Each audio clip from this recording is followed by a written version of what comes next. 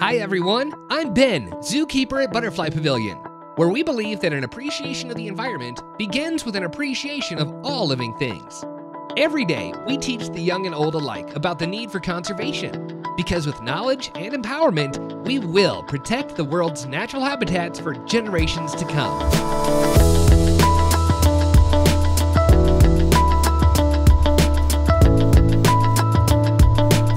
Each year, we enhance science curriculum for students in the Rocky Mountain region through our scholarship program, benefiting students who would normally not have access to experiential learning opportunities.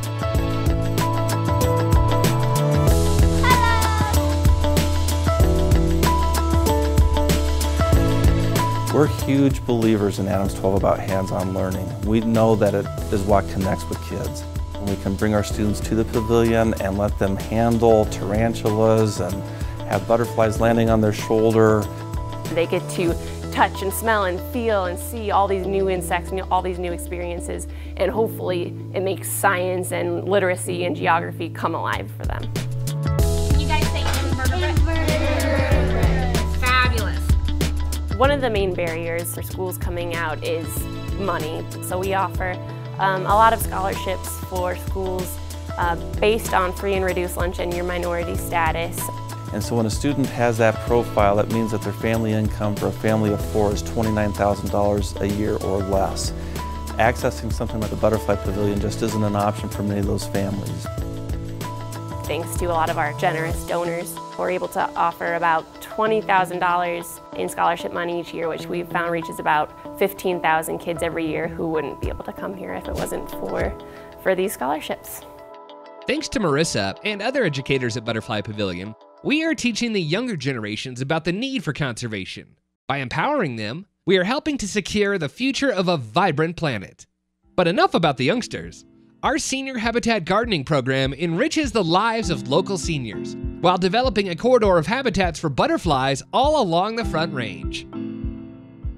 Our residents are independent, and when you get into a community, you lose your yard, you lose your space. But the opportunity for the residents to be involved, create a serene, calming environment for themselves, this was an opportunity for them and for them to be involved and get outside.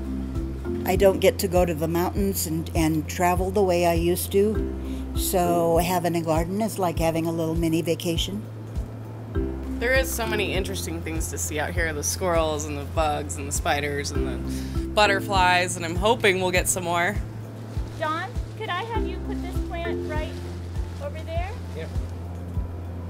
My grandfather isn't quite as active as he should be, so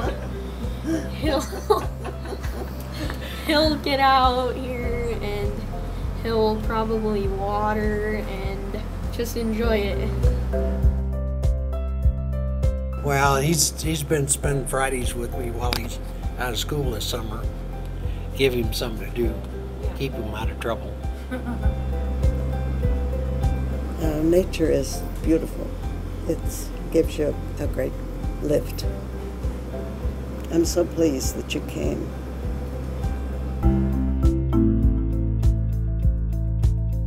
Habitat gardening is just one way we're on the ground making a difference. Our researchers are very familiar with putting their talents to use in the field. Check out the work they're doing in New Mexico in conjunction with the Denver Zoo.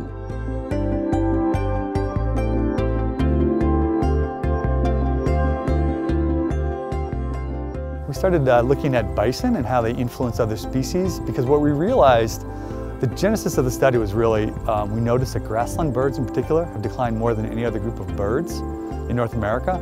And so we started to wonder, could it be because we've largely replaced bison with cattle?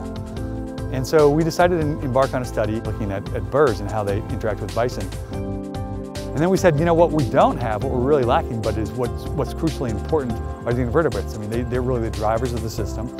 So I thought, oh, maybe we should contact the Butterfly Pavilion. They have the expertise in invertebrates that we do not have at Denver Zoo. Our focus for the bison study is the effect of bison on invertebrate communities. So what we're doing is we're really looking at how bison affect invertebrate communities, as well as our control of cattle and how cattle affect invertebrate communities. So what we do is we go down there, we collect at bison sites, and we collect at a cattle site, and then we're able to have comparative data so that we can understand best land management practices. If bison are that important to other species, we need to either get more bison out there, or like I said, try to manage cows to mimic bison. Otherwise, we're going to lose a lot of the biodiversity that evolved in the Great Plains. Now from grassland invertebrates to one of my favorite subjects, tarantulas. The research continues with vital tarantula breeding. So we do tarantula breeding at the Butterfly Pavilion for several reasons.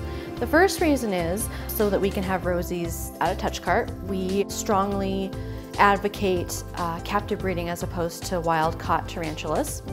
The second reason is so that we can do trades on tarantulas for other institutions, for hobbyists, so that no more tarantulas have to be caught from the wild, because then we deplete the natural populations. So basically, I have to do a couple things to get him interested. Any sort of human touch can actually cause impotence in male tarantulas. So I don't want to touch him with my hands at all. I want a sterile instrument, and I'm going to take some of her scent and I'm going to introduce it to the male. And that's just letting him know there's a girl there and she's ready to mate with you. And I'm going to do that a couple times. And basically I'm putting it right on his palps. Oh, there we go, they're doing it. There we go, so he's hooking up and she's lifting her abdomen so that he's able to insert. Our researchers are not the only ones making strides in conservation. We are partnering with butterfly farmers across the globe to supply our tropical rainforest with diverse butterflies and, more importantly, to conserve the rainforest.